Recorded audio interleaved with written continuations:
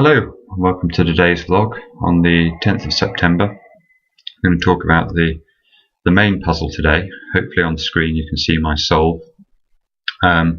This was a fantastic puzzle. The setter here is must be one of the best there is for the times. So many examples of clever wordplay, and definitions that were hard to pull out of the clues, which is quite unusual, especially if you're a reasonably experienced solver. You certainly would hope to be able to dissect the clue quite quickly into its definition and its wordplay components. But here, the setter over and over again used phrases in the clues that could be definitions and certainly misled me. At any rate, so without further ado, let's take a look at some of these. Actually, where the cursor is at the moment on 8 down, reckless kid able to get through the winter. I thought that was reckless kid was the definition there, or possibly even able to get through the winter. I certainly didn't think it was kid for fool and then able to get through the winter hardy. For foolhardy and reckless, and we'll see that over and over again with this puzzle. I'll just mention it 2 down. You can see it on screen there. I don't think I get it at this point, but I think some people may struggle to see what's going on there with the clue. I certainly didn't get it immediately. I think what's happening is that it could perhaps do with a question mark. The unexpected stoppage on the coast, tides over, is suggesting that if there was no tide on the coast, that would be an unexpected stoppage, and tides over being seas through being the definition. Perhaps a question mark would have helped me to understand that the second part of the clue was quite punny there. I don't think anyone's really suggesting that anywhere on the coast is going to see a cessation of the tide anytime soon. But anyway, let's move on and look at some of the other clues. 17 across is on the screen there. Fen worker. In fact, I'm about to look at it with an M and an H in the clue, so I can see immediately this is marsh, because I like the fen in the clue. But I'm thinking this is a fen worker. I was thinking marsh hand, something like that. I thought it might be an old word for someone who works in a fen, rather than appreciating that actually it was just fen that I should have been defining, and then marshland might have come to me a little bit more quickly. Now, where to look next? I do wonder whether the setter had the whole idea for the puzzle based around his observation, or his or her observation, that one across, the answer to which is witchcraft, which was also a devilish wordplay, thinking that witchcraft could cryptically indicate a broomstick. So I think the setter may have had that idea and thought, I'm going to construct a whole puzzle around that. Especially if you look at the positioning of the entries, it almost looks like they've started there. They've put in one across, they've put in 28 across, and then they've just filled in the rest of it to build the puzzle around that. And fair play if that's what they did, because it's just a great idea. 18 down, let's look at that. He hears Arab right-winger putting off extremists. Well, the clue there is relatively easy to see. I could see that he hears was possible, and I could even see auditor as a likely answer relatively quickly. But spotting that was actually Saudi Tory without the initial letter and the end letter took a lot longer to understand. Saudi Tory, that's very nice. Now we see 9 down again, which is, I think, one of the best clues in the puzzle. Shifty aunt shuffles in, not staying with uncle. Well, perhaps a little bit of experience in crosswords doesn't help here, because whenever a crossword solver sees the word uncle, they're always thinking of a pawnbroker. So somebody not staying with an uncle, I was thinking, repossession, or some context of buying back property that one had pawned.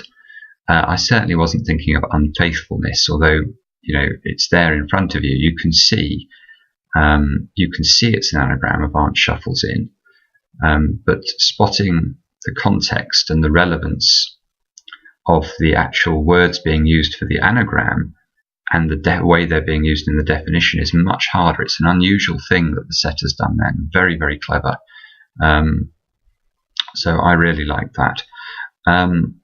Now let's have a look at some of the other misdirection that was obvious. Oh, one comment I'll make at this, about 12 across as well. I wasn't familiar with the word water as a synonym for quality.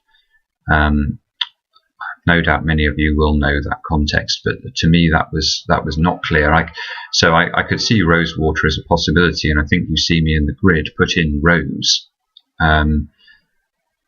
because I've seen toiletry 4-5, and I can see improved being rose, and I want to put rose water, but I don't, because I couldn't understand how water was synonymous with quality. But I think that there is support for it.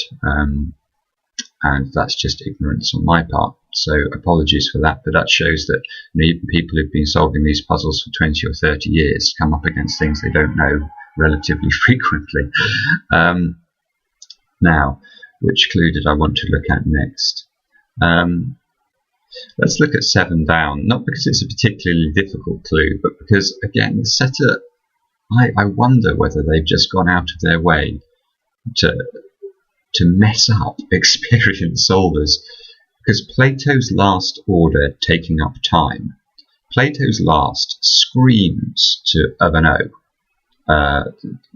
because it looks like it's indicating you take the last letter of Plato, and that fits in beautifully with the fact that you've got woof in the grid, therefore that's the O.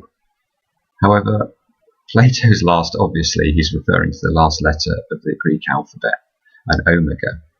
An order is order of merit there, OM, which is an abbreviation you do see from time to time, and then the reversal of age. So it's another example of very clever misdirection.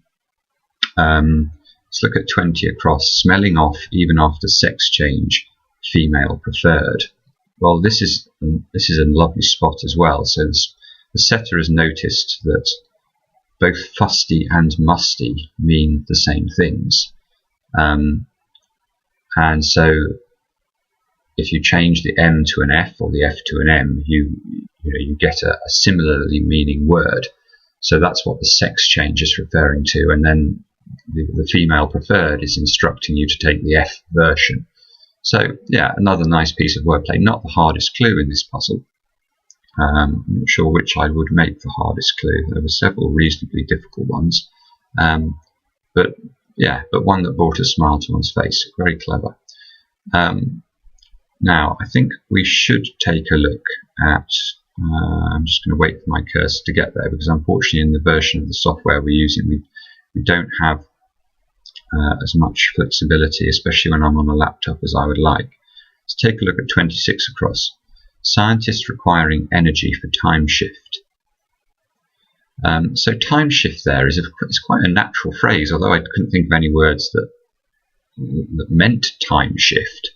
I wasn't thinking about the fact that I just needed to look for a word for shift. I think if I had, I would have got chemise a lot quicker. But what the clue's telling you to do there is to take the word for scientist, chemist, and replace the E for energy with a T for time, or the other way around, replace the time for the E. That's really lovely, because the misdirection is profound. If, like me, you're looking for a word meaning time shift, you never think to do the substitution. So really, really another excellent clue. Now let's just take a look whether or not we need to talk about. We're back to the reckless kid now on the screen. I think I might be about to come up with foolhardy. Tangelo is, again, very clever clue at 11 across, and that's because this setter is, once again, he's used the phrase "to cross" in the clue, which is completely reasonable. And it wouldn't occur to me on very many days of the week that I needed to actually draw a line between the word "to" and the word "cross" in solving the clue, because I needed to use the "to" as the extreme letters and put angel in the middle. But that's exactly what's required here. So, you know, kudos to this setter. I really thought this was an excellent puzzle. One of the best that we've seen since we started doing these vlogs. I can't remember what time I was in the end. I think close to 13 minutes. So, you know, and I wasn't that unhappy with that. I thought that was not a bad time on a puzzle of this difficulty, considering I felt at the end like I'd been you know, tied up in knots by the setter and spat out. So thanks for that. We'll talk more again tomorrow, and see you then.